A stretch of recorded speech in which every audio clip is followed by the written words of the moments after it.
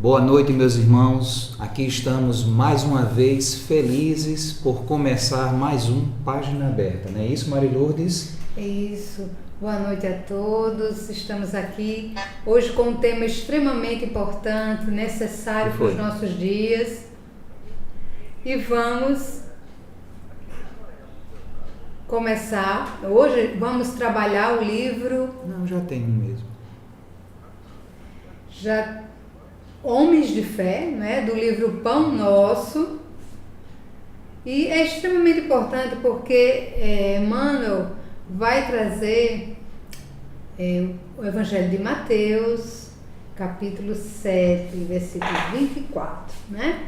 E é um texto do Evangelho muito interessante, que é necessário quem estiver em casa poder ler com muito cuidado todas as falas que Jesus traz nesse ensinamento à multidão, né? E Mateus, no capítulo 7, ele começa, né, com a frase de Jesus que diz o seguinte: não julguem para que vocês não sejam julgados, pois da mesma forma que julgarem, vocês serão julgados. E a medida que usarem também será usada para medir vocês. Então, vai trazendo todo esse contexto, né? Então, ele fala que é nesse capítulo que fala do cisco que está no olho do teu irmão, né? Enquanto não olha para a trave que está no teu próprio olho. Fala da história do hipócrita: tire primeiro a viga do seu olho, e então você verá claramente para tirar o cisco do olho do seu irmão. É aquela mensagem, né, de que não atirem pérolas aos porcos, caso contrário estes pisarão e aqueles voltarão contra vocês. Peçam e lhes serão dado, busquem e encontrarão, batem a porta e lhes será aberta, pois todo que pede recebe, todo que busca encontra, e aquele que bate a porta será aberta, né? Então, todas essas frases que são chaves, que nós conhecemos, esse capítulo está muito recheado dessas mensagens fortes de Jesus. E assim, em tudo, faça aos outros o que vocês querem que eles façam, pois esta é a lei e os profetas. Entre pela porta estreita, pois é larga é a porta e amplo o caminho que leva à perdição, e são muitos os que entram por ela. Como é estreita a porta, o aperto ao caminho que leva à vida, né? São poucos que encontram. Cuidado com os falsos profetas. Toda árvore boa dá bons frutos, mas a árvore ruim dá frutos ruins, né? E nem todo aquele que diz Senhor, Senhor entrará no reino dos céus, mas aqueles que faz a vontade do meu Pai que está nos céus. Jesus primeiro faz todas essas indagações, e agora no final desse primeiro ponto, né, chegando próximo ao ponto que Emmanuel vai trazer sua mensagem de hoje, no versículo 21, é justamente esse: nem todo aquele que me diz Senhor, Senhor entrará no reino dos céus, mas aquele que faz a vontade de meu Pai que está nos céus. Muitos me dirão naquele dia: Senhor, Senhor, não profetizamos nós em teu nome? E em teu nome não expulsamos os demônios e não realizamos muitos milagres? Então lhes direi claramente: nunca os conheci. Afaste-se de mim, vós que praticaram o mal. E aí vem o versículo que Emmanuel trata, que é o versículo 24. Portanto, quem ouve estas minhas palavras e as pratica, como um homem prudente que construiu a sua casa sobre a rocha, né? E aí a mensagem completa: caiu a chuva, transbordaram os rios, sopraram os ventos e deram contra aquela casa, e ela não caiu, porque tinha seus alicerces na rocha. Mas quem ouve estas minhas palavras e não as pratica é como um insensato que construiu a sua casa sobre a areia. Caiu a chuva, transbordaram os rios, sopraram os ventos e deram contra aquela casa, e ela caiu, e foi grande a sua queda. E eu gostaria só de concluir aqui, Queiroz, porque é tão interessante esse finalzinho, versículo 28, que diz assim: quando Jesus acabou de dizer essas coisas, as multidões estavam maravilhadas com seu ensino, porque eles as ensinavam com quem tinha autoridade e não como o mestre da lei, como os mestres da lei, né? Pois é. A gente vê que toda a sequência ele fala como se fosse um apurado daqueles que tem que ser homem de fé, né?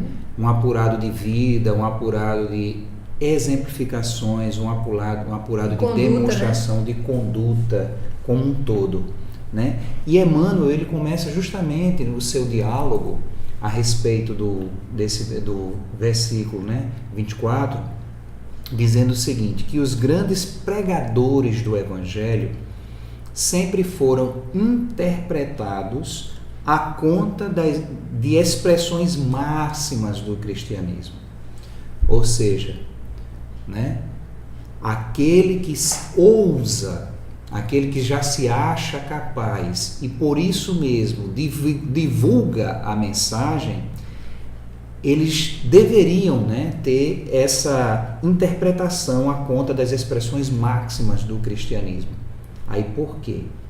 Porque nas galerias dos tipos veneráveis da fé, entretanto, aí infelizmente a realidade, né, isso somente aconteceu quando os instrumentos da verdade efetivamente, ou seja, colocaram de fato na sua essência de agir e servir, não esquecendo a vigilância indispensável ao justo testemunho, né?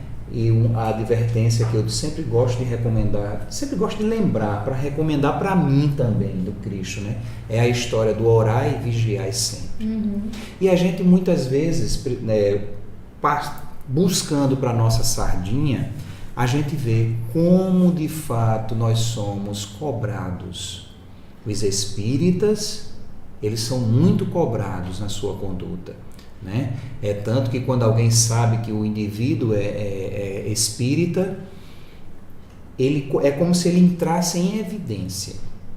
E qualquer coisa, qualquer atitude insensata, aí o fulano, mas não era espírita, né? Mas como é que aconteceu isso? Lá vai. Então, a gente tem de fato uma responsabilidade muito grande, né, para colocar de fato essa vigilância no nosso dia a dia, nas nossas atitudes, nas nossas demonstrações, porque a gente não sabe o que é que a gente vai ou quem a gente vai encontrar ali do outro lado da rua, né? Muitas vezes é uma pessoa que estava ouvindo o nosso falar, a nossa forma de passar a mensagem, e o dizer não pode ser diferente do agir. E que seja o mais fiel possível, né? E Emmanuel prossegue o seguinte, dizendo o seguinte: é interessante verificar que o mestre destaca entre todos os discípulos aquele que lhe ouve os ensinamentos e os pratica, né? Atitude de convicção. Daí se conclui que os homens de fé não são aqueles apenas palavrosos e entusiastas, mas os que são portadores igualmente da atenção e da boa vontade perante as lições de Jesus, examinando-lhes o conteúdo espiritual para o trabalho de aplicação no esforço diário. Trabalho de aplicação no esforço diário. Ou seja, ninguém está dizendo aqui, Emmanuel não está passando a justificativa de aquele que quer ser de fato o espírita, o cristão, que em suma são a mesma coisa, né? Vamos generalizar, vamos sair da nossa redoma e colocar a palavra cristão em evidência, já que o nosso país ele é um país evidentemente cristão. Então, ele diz aqui que o cristão não é aquele que é o santo, é aquele que 100% vai ter uma conduta ilibada, mas ao menos, como está escrito, né, no livro dos Espíritos e no Evangelho, pelo menos é aquele que aplica um esforço diário para mudar as suas condutas, para fazer um pouco diferente. Não é isso, Mary? Isso. Porque a mensagem, a gente imagina muitas vezes que o sentido de fé é apenas o de crer, né? Mas a fé, ela é movimento, a fé é ação. É tanto que olha quantas coisas Jesus nos manda realizar aí, né? Exatamente. Falando, evidentemente, da fé. Porque e se a gente for observar o texto, quem tiver a oportunidade de ler, releia com atenção, ele começa trazendo orientações e no final é que ele vai dizendo que quem ouve minhas palavras e as pratica é como um homem prudente que construiu sua casa sobre a rocha. Construir a casa, a gente sabe que nós precisamos começar ela por um ponto. Um alicerce, né? firme.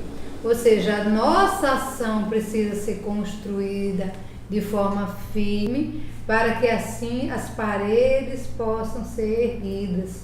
Caso contrário, se essas bases não for sólidas, que sustentem, as paredes podem rachar e vir a casa cair, como ele coloca aqui, construiu sua casa na areia.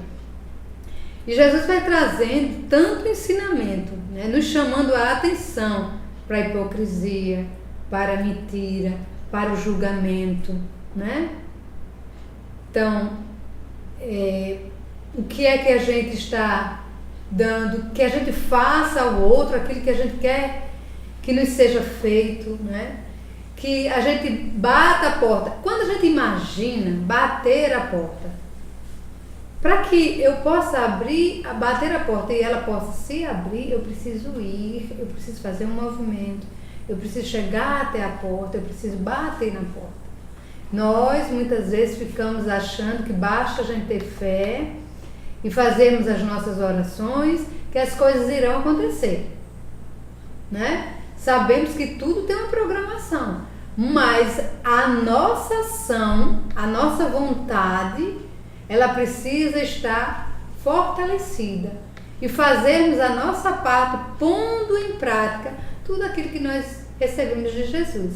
Então, ele dizendo aqui que aquele que faz tudo isso que ele está dizendo é prudente, né? Então, na verdade, como o Emmanuel coloca aqui, né?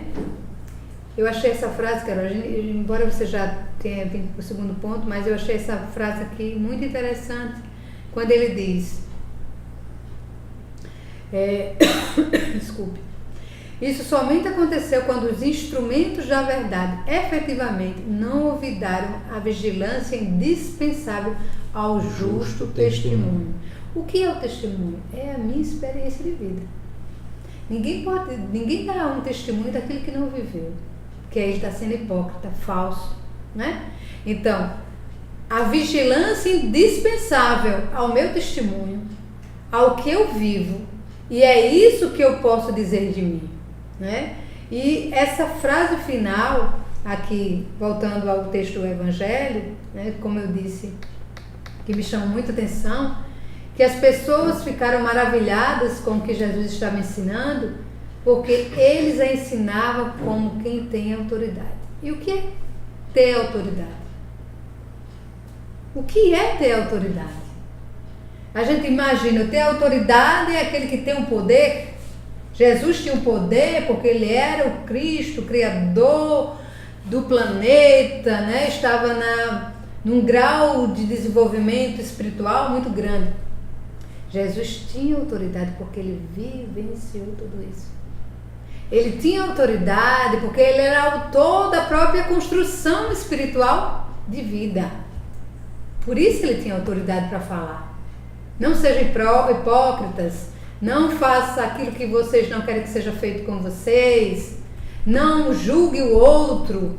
Então, Jesus tinha autoridade porque ele já tinha passado por todos esses degraus. Quando a gente passa por algo, meus irmãos, é tão interessante, quando a gente passa por uma dificuldade e você vai falar daquilo que você passou e que você conseguiu superar, você tem autoridade em falar. Você não está contando uma história de que ouviu, é a sua vivência. Então, você tem autoridade porque você é autor daquilo. Então, Jesus tinha autoridade e não como um mestre da lei. Ele não era apenas quem tinha o conhecimento das leis. Ele viveu as leis. Ele vivia as leis. E é isso que ele nos chama a atenção. Que nós precisamos viver esta lei. Né? Precisamos viver as leis de Deus. É como Vamberto cita aqui, né? Os ditos de Mateus nesse capítulo aí, falando da fala de Jesus, de que os discípulos fizeram isso, fizeram aquilo outro, né? Tal, mas apesar de toda essa capacidade, de todo esse potencial de fé que estava nas pessoas, né, Vamberto? Ainda faltava o potencial interior, né? Ou seja, a convicção desse poder, dessa mudança, dessa transformação, não é isso? E isso de fato faz toda a diferença, porque o olhar do Cristo, como Vamberto lembra, era para o nosso mundo íntimo, de fato, Vamberto. Era para o nosso mundo íntimo, era para a nossa atitude naquilo que a gente estava ali, disposto a de fato realizar e fazer, não é? E aí a gente fica naquela perspectiva, como é que estamos? O que é que estamos realizando? De que forma estamos fazendo? O que é que estamos de fato também, né, deixando de fazer? Então fica tudo mais simples, porque a gente vê, meu Deus, tantas atitudes, historicamente falando, em nome do cristianismo, matou-se mais do que qualquer outro tipo de guerra política ou guerra por interesses, em nome do Cristo. Infelizmente, deturpando totalmente a essência dos seus ensinamentos, o homem tem feito, infelizmente, muito mais desgraça do que graça. E aí a gente observa como de fato o nosso mundo íntimo está sendo deixado de lado naquele ponto a trabalhar, naquele ponto a realizar por nossa parte, por nossa conduta. Porque, gente, será que é difícil, de fato, pôr em prática as coisas que Jesus trouxe? As coisas que Jesus também exemplificou e fez, como o Melry falou aqui, né? É uma questão, de um contexto que a gente precisa, de fato, ter muita atenção para essa mudança. Porque está lá no Evangelho segundo o Espiritismo, no capítulo 12, versículo 4. Kardec diz: reconhece-se o verdadeiro espírita, e eu posso dizer o verdadeiro cristão também, pela sua transformação moral. É o pôr em prática do conhecer a si mesmo. E pelos seus esforços que faz para domar suas más inclinações. Apesar de nós já estarmos na fase madura, né? Madura não, na fase adulta do desenvolvimento espiritual, já com a intelectualidade desenvolvida o suficiente para evidenciarmos e pormos em prática toda e qualquer teoria que nos chegue, nós ainda somos muito utilitaristas, nós ainda somos muito em outras palavras, egoístas, avaros, né? E deixamos a invigilância como consequência de tudo que a gente realiza ou de tudo que a gente busca desenvolver. E isso traz as consequências danosas que não só sentimos, como que a psicosfera como um todo do globo acaba absorvendo e contaminando a essência de muitos. Porque as energias, elas se combinam, não é? Então, o meu pensar e o meu agir, ele vai se combinar com o pensar e o agir de outros milhões ou bilhões. E a soma, se for negativa, vai ser de uma catástrofe. Mas imaginemos se a gente começar a agir de forma diferente. E nesse agir eu começo a contaminar o outro, e nesse contaminar do outro, outros milhares e outros milhões começam a agir da mesma forma. É óbvio que cedo ou tarde a gente tende a anular as atitudes nefastas e negativas, acalmando inclusive as entranhas do próprio planeta, que não se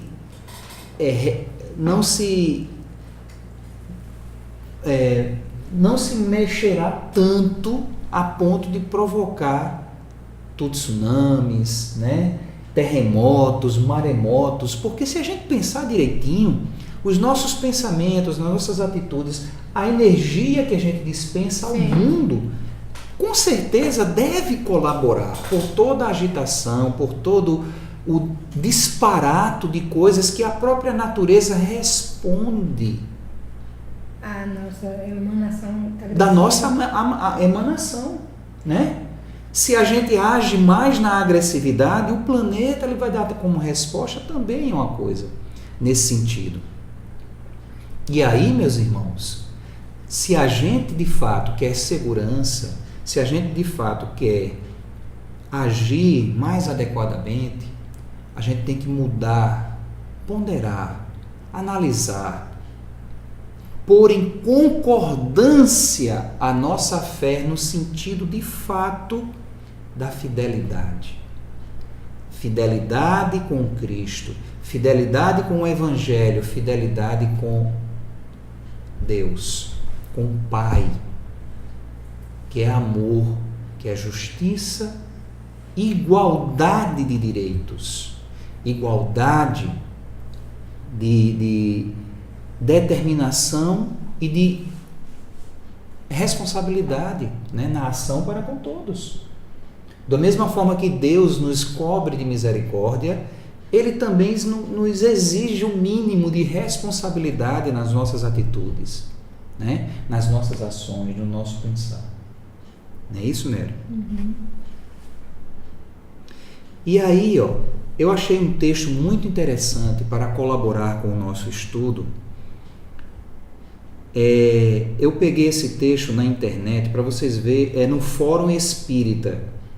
Esse texto foi colocado lá por um confrade que eu creio que deva ser um pseudônimo, Ignarus. Ele é de Santa Catarina. Ele foi colocado lá nesse fórum, né, na página da internet, em 2010, setembro de 2010. E ele traz algumas ponderações bem interessantes. Por exemplo, ele diz o seguinte: ponderando com Allan Kardec, torna-se simples definir quem é o verdadeiro espírita, quem é o verdadeiro cristão. Afinal, os podemos reconhecer pelos esforços que fazem em transformar-se em pessoas moralmente melhores e em domar suas más inclinações, geradas pelas imperfeições milenares que todos carregamos na alma imortal. Quando a gente percebe essa base, né, da nossa imortalidade e o agir de forma milenar no erro, há de convir, há de concordar que não é fácil operar essa mudança. Mas a vontade, ela agita um universo inteiro que conspira a favor de quem quer realizar. É a história que o Cristo fala aí, né? Bata e a porta vai se abrir, né? Movimente-se, venha, né? É aquele movimento, mas precisamos do movimento. É isso? Ação, né? Da ação, da vontade. A questão 909, ou 919 do Livro dos Espíritos, quando os Espíritos nos lembram, né, da questão do que é que nos falta para que a gente possa domar o mal, nós, eles dizem que o que falta é só vontade. Muitas vezes o que precisaríamos fazer é esforços até insignificantes, mas que a vontade é deixada de lado. E aí, infelizmente, a gente vê os desmantelos. E ele prossegue, né? O autor, Ignatius, prossegue. Há quem se diga espírita, sem jamais ter lido o Livro dos Espíritos, o Evangelho segundo o Espiritismo e até a codificação toda. Então, nem se comenta. E sem nunca ter se comprometido com o Evangelho no lar. Porque esquece, algo dá errado, ou parece que está falando sozinho. E a gente vai nessas desculpas, na nossa comodidade, deixando de ter esse instrumento preciosíssimo dentro dos nossos lares, que com certeza nos ajudaria nesse propósito existencial. Porque a missão do Espiritismo é o conhecimento da verdade, meus irmãos. Não tem como conhecer a verdade sem se dedicar ao mínimo que seja de estudo. Eu estou iletrado, eu não sei ler, eu não sei escrever, também não é desculpa, porque o conteúdo que já se tem em palestras, em áudios, em vídeos, né? Até livros inteiros. Existe até o audiolivro do Evangelho, o audiolivro do Livro dos Espíritos, né? Existe o desenvolver da humildade, que quando não se entende alguma coisa, a gente vai lá e pergunta. Então não tem desculpismos. A gente de fato precisa ter ação, atitude, vontade, né? Aí ele vai citando também: há quem se diga espírita, porque vai ao centro espírita buscar o passe e a água fluidificada. E de boa vontade, ouve a palestra esclarecedora sobre valores morais imprescindíveis à transformação íntima. E, na saída, compra ou empresta um romance, retornando ao lar certo de que fez o que podia, mas continua sendo assistido em vez de ser servidor, né? Ele está amealhando, mas a prática que é o bom, cadê? Né? Eu acho até curioso, tem gente que diz, né, em termos de religião, você é evangélico, católico, espírita, praticante ou não praticante, né? As pessoas até perguntam isso.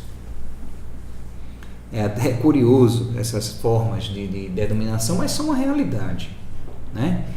E o Ignatius continua dizendo no texto dele: há alguns pobres espíritas que se deixam levar pela vaidade, achando que são privilegiados por serem médiuns ou expositores, dirigentes de trabalhos ou de centros espíritas, que não saem do centro sem uma psicografia do seu mentor, que usam o Evangelho segundo o Espiritismo como uma Bíblia de fato, e para o qual a assinatura de nome nobre em uma obra é garantia de verdade, e por isso não precisa ser questionada.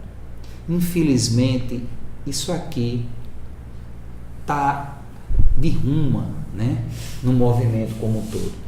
É uma encrenca grande, como diz Alberto Almeida, porque o que mais Kardec recomendou é usar o crivo da razão, é submeter a análise carinhosa, mas inteligente, né, dentro do contexto da verdade maior. O verdadeiro espírita o é, repetindo ainda uma vez Kardec, reconhecido por sua transformação moral e pelos esforços em domar as más inclinações que ainda carrega. Aí começa o passo certo, o aproveitamento de tudo que ele está ouvindo, de tudo que ele está estudando, de tudo que ele está percebendo.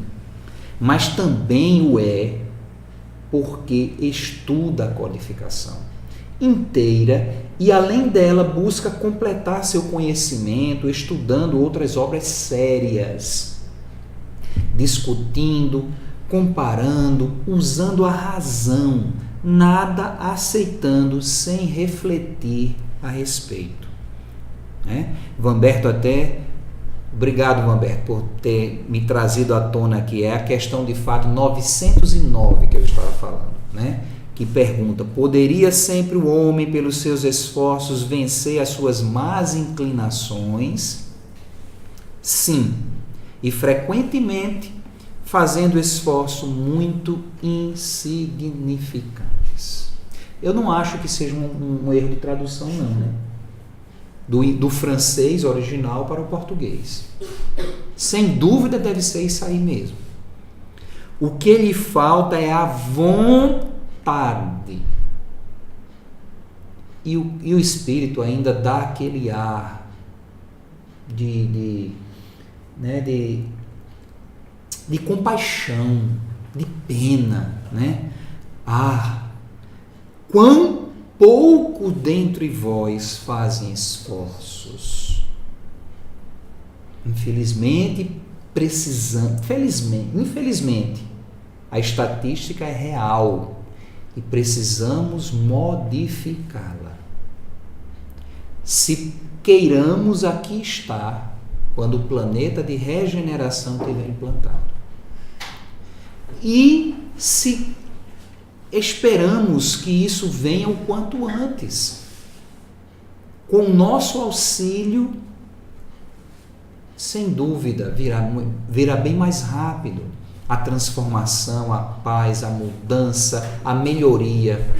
Mas com a nossa teimosia, com a nossa falta de vontade, com a nossa base de ainda sermos teóricos e não práticos, na verdade crística, repeti 3 vezes, e não a nossa verdade, Aí a gente precisa refletir, a gente precisa vir atrás. E aí a gente imagina, Queiroz, por que os espíritos disseram que precisa tão pouco? Porque, na verdade, grande é o nosso orgulho. E é esse egoísmo e esse orgulho que nos impede de dar passos para o movimento interno. Como nós estamos muito mais na visão e na busca do externo, nós vamos nos destoando do que é real, porque estamos buscando o que está fora e não o que está dentro.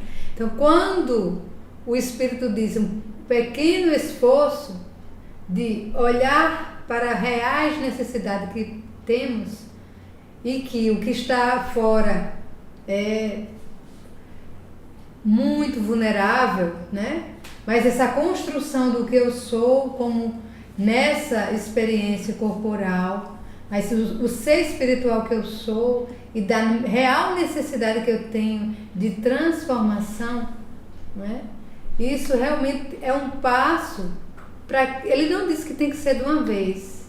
Não precisa, não, e nem tem como. Que pelo menos comecemos um esforço, um querer. É um querer. É um querer. É mudar um foco. É ao menos ficar na atenção de, opa, errei de novo. Aí eu vou errar de novo, mas um pouquinho menos. Eita, errei de novo, mas foi um pouquinho menos do que da outra vez. Até conseguir modificar essa, E também é não ter medo de desse questionamento íntimo, dessa verdade que somos seres falhos e que ainda vamos errar muitas vezes. Mas o importante é persistir, porque também se aprende com os erros. Claro. Não é? Também se aprende com erros. Mas não manter-se utilizando, né, essas condutas, essas formas de ação que são milenares no erro, né, esses desculpismos, como se fossem muletas, né, nos sustentando as atitudes, as ações equivocadas, sem essa perspectiva da mudança, porque a nossa fé, ela já não é mais cega, né? A fé cega já não tem mais espaço para existir. A nossa fé, ela é balizada, ela é questionada, ela é entendida, ela é envolvida numa energia de consideração, de reflexão e de ação, não é? Então, não existe mais espaço para essa fragilidade na conduta ou essa inconstância premente que não se analisa, não se observa e não se faz nada para mudar. A gente precisa manifestar justamente esse esforço, compreendendo a vida dentro do propósito maior do Criador, que é o entendimento do amor. Né? É você chegar de fato nessa atitude de entendimento, a princípio por você, e depois o entender do outro.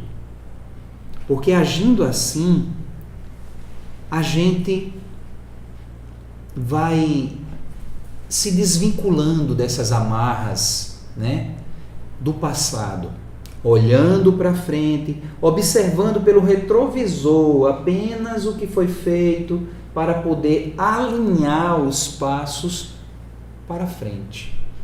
Nosso campo de visão, ele deve ser um campo de visão balizada nessa fé que robustece uma esperança no serviço de realização.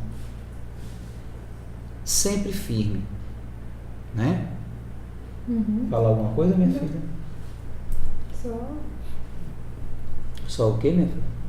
Volta ao nosso tempo. Né? Então, outra coisa também que a gente deve, né, ser para agir de fato nesse esforço renovador, não julgar todas as dores como sendo um atestado de culpabilidade. Porque a gente tem que saber que também existe, além das expiações, existe também as provas, né? Para que a gente possa mostrar de fato o que vamos entendendo e o que vamos absorvendo. E nesse sentido a gente tem que saber que é preciso confiar, que não existem acasos, e sempre será o que deve ser, mas que nesse contexto temos que agir com precaução, responsabilidade, resignação e, acima de tudo, coragem, né? Porque essa fé, ela nos dá a coragem de ir adiante, de fazer de fato o que nos é essencial, não é? É tanto que Emmanuel, ele prossegue dizendo o seguinte, né?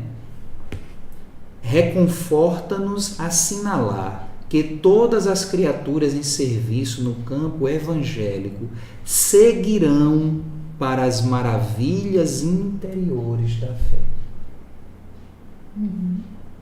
Essas maravilhas, que maravilhas são essas? Nós, com certeza, pelo que o Espiritismo nos proporciona, já conseguimos enxergar muitas delas. E ainda tem outras que só desenvolvendo um pouquinho mais o nosso eu interior é que a gente vai alcançar. mas que tudo tem, né, dentro desse propósito de alegria, esse propósito de desenvolvimento, esse propósito de ser mais, um pouco melhor do que eu fui ontem, e assim continuar minha jornada no equilíbrio, agindo com equilíbrio, agindo com noção, percebendo o meu espaço e percebendo também o espaço do outro, agindo nesse consórcio de vida que vai me fazer assumir posturas, derrimir, né, dificuldades, conquistar espaço íntimo, interior, respeito interno, né, autoconfiança, nesse burilar constante da alma, para encontrar no momento que a vida proporcionar, que ela sempre vai proporcionar para isso, o brilho, né, da luz que somos, que sempre andou e ainda continua muito ofuscada pelas nossas próprias dificuldades e desavenças, né? E Emmanuel prossegue dizendo o seguinte: todavia, cabe-nos salientar em todos os tempos o subido valor dos homens moderados. Olha o que Emmanuel fala. Dos homens moderados, que, registrando os ensinos e avisos da Boa Nova, cuidam, desvelados, da solução de todos os problemas do dia ou da ocasião, sem permitir que suas edificações individuais se processem longe das bases cristãs imprescindíveis. É o orar e vigiar, né? É o estar atento se estamos realmente seguindo as mensagens, os ensinos e avisos da Boa Nova. Porque nós sabemos que o Evangelho, ele é um direcionamento de uma conduta moral e uma conduta que nos dá o que o Cristo nos disse, que possamos construir a nossa casa em terreno sólido, sobre a pedra, né? E não, se a gente, é tão interessante, porque eu estava pensando, o simbolismo que tem essa mensagem de Jesus.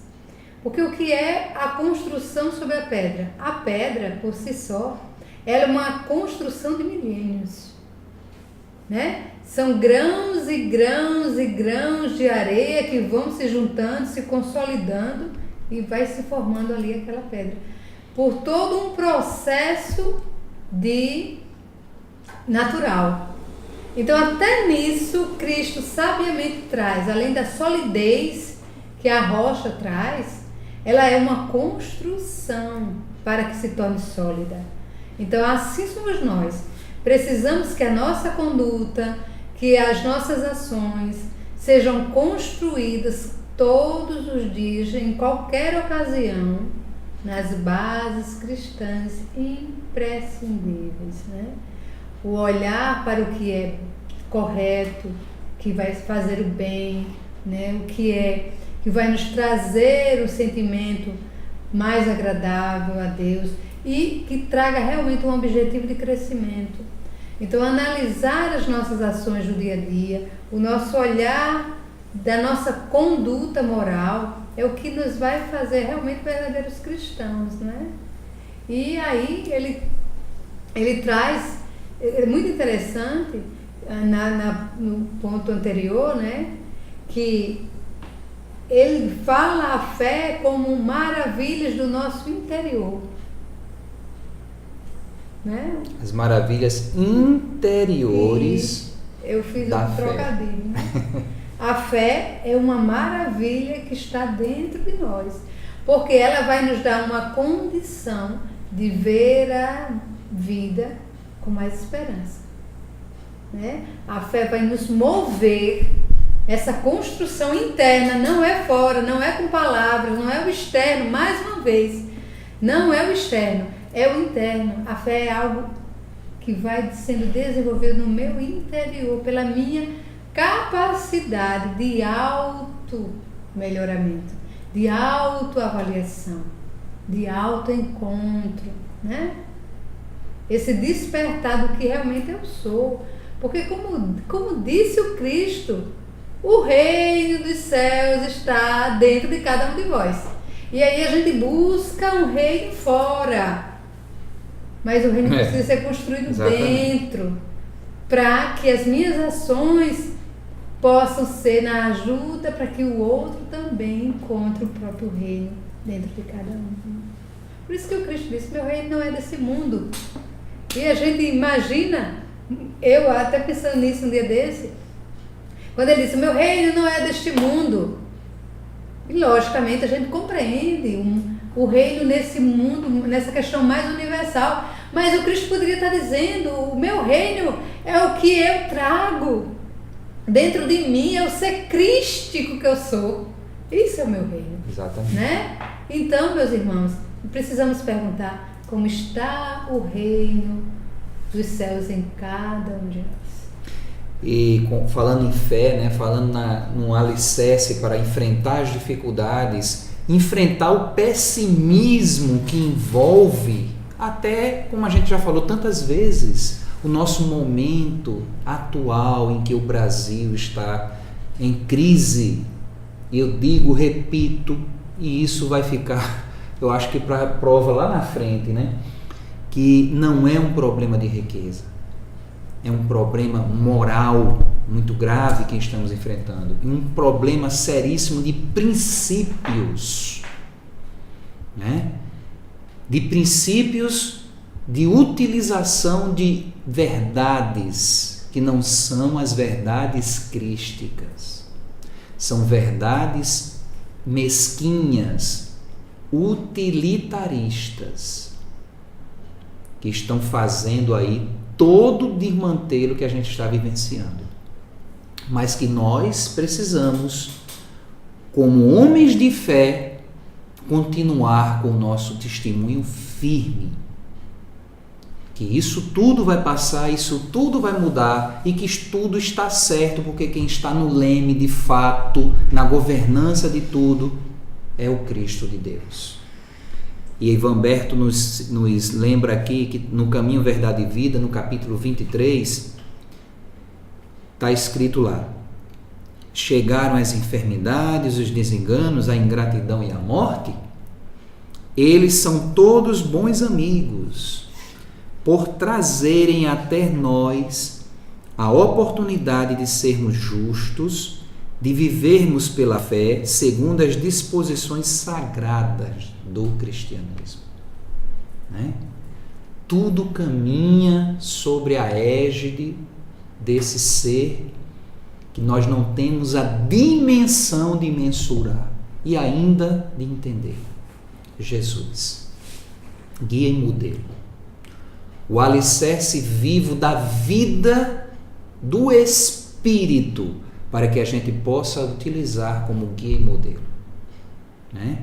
E Emmanuel fecha o seu estudo colaborando com o nosso entendimento, com a nossa vivência, nosso sentido de mudança, de transformação tão necessária, dizendo o seguinte: em todos os serviços, o concurso da palavra é sagrado e indispensável, mas aprendiz algum deverá esquecer o sublime valor também do silêncio, a seu tempo, na obra superior do aperfeiçoamento de si mesmo, a fim de que a ponderação se faça ouvida dentro da própria alma, norteando-lhe os destinos. Perfeito, né? Não é? E a gente vive gritando por aí. A gente até costuma dizer, né, que Deus, na sua sabedoria, fez uma boca só para que a gente aprendesse a falar menos e 2 orifícios auditivos para que a gente tenha espaço para ouvir mais. E a gente deve aprender. E essa fechada de Emmanuel aqui, ela diz tudo. Porque também precisamos estar dispostos a ouvir esse interior, porque não é no silêncio de fato que a gente ouve o nosso interior, que a gente consegue uma perspectiva de introspecção para uma verdadeira e efetiva mudança, né? Não é no ferver do momento, não é no agitar das coisas, é na ponderação, é na atitude de introspecção, de silêncio íntimo, de pensar, de reflexão, de silenciar, que a gente vai conseguir ouvir a voz de Deus. E assim estar preparado para a atitude mais acertada possível do que vier, do que estiver acontecendo e do que temos que de fato fazer. Não é isso mesmo? Com certeza. E assim, meus irmãos, ficamos por aqui com mais uma página aberta, né? Com certeza, trazendo essa reflexão para a nossa semana, do que precisamos fazer para realmente que a nossa casa, que é o nosso ser, esteja construído na rocha, né? Como o Mestre nos ensina. Que possamos ter muita alegria e também muita paz nos nossos corações.